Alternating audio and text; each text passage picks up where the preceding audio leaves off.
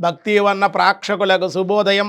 19/4/2026 స్వస్తి శ్రీ చాంద్రమానం పరాభవనామ సంవత్సరం ఉత్తరాయణ వసంత ఋతువు వైశాఖ మాసం శుక్లపక్ష విధియ ఆదివారం. విధియ మధ్యాహ్నం 1:26 వరకు. నక్షత్రం భరణి నక్షత్రం ఉదయం 9:35 వరకు. తర్వాత కృత్తిక నక్షత్రం వస్తుంది.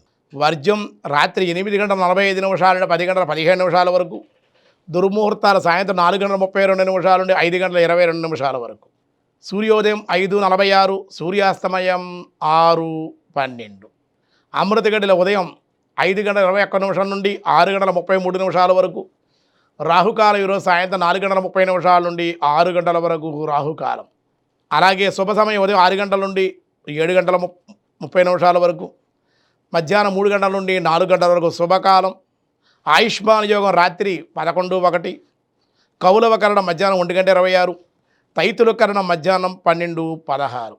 దినారంభ చక్రంలో మేషరాశి వారు తలచిన కార్యాలు నెరవేరుట, రాజకీయ పరంగా అనుకూలత, పెద్దలు కలుసుకునే అవకాశం. వృషభ రాశి వారికి అన్ని వ్యవహారాల్లో మిశ్రమంగా ఉంటుంది. దీర్ఘకాలికమైన రోగాలంటే నివారణ అయ్యే అవకాశాలు, ఆ ప్రయత్నం జరిగే అవకాశం. మిథున రాశి వారికి బంధుమిత్రుల కలయిక, శుభ ప్రయాణాలు, శుభవార్తలు వినే అవకాశం. కర్కాటక రాశి వారికి విద్యల యుద్ధ మంచి ఉన్నతి, ఉన్నతమైన ఉత్తీర్ణత పొందే అవకాశాలు, మంచి వార్తలు వినే అవకాశం ఉంది. సింహరాశి వారికి ఈరోజు అనారోగ్య సమస్యలను బయటపడే అవకాశం, శస్త్రచికిత్సల ద్వారా రోగ నివారణ, బంధువుల యొక్క ఆదరణ కూడా ఉండే అవకాశం.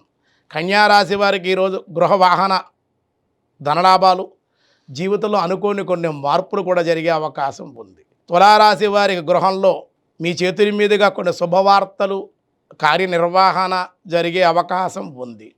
కుటుంబ ఆనందం. వృశ్చిక రాశి వారి పాత బాకీలు వసూలొకట, ధనలాభము, ఆనందం. ధనస్సు రాశి వారికి ఈరోజు తలచిన పనులు నెరవేరుట, శుభకార్యాలకు హాజరయ్యే అవకాశం. మకర రాశి వారి కొత్త మిత్రుల యొక్క కలయిక, అనుకోని ప్రయోజనాలు కూడా పొందే అవకాశం. కుంభరాశి వారికి అనవసర ప్రయాణాలు, అధిక ఖర్చులు కొంచెం ఇబ్బంది పెట్టే అవకాశం ఉంది.